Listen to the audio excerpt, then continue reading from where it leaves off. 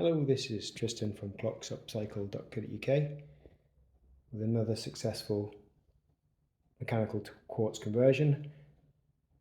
This was a customer commission with a broken mechanical movement that was beyond economical repair, and the customer just wanted it converted into quartz for convenience, but keeping all the original authenticity externally. With the original hands, we worked to fit the new movement, fake winders instead of empty holes. And also, if we listen carefully,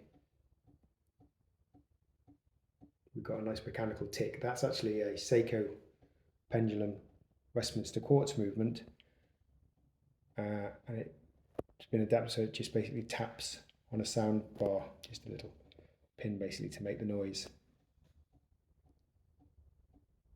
It's nice noise. That's it. If you got anything similar that you want converting, then please get in touch. My aim is always to keep the original authenticity of the clock, external authenticity of the clock, so it looks as it did 100 years ago, but with the convenience of modern quartz movement.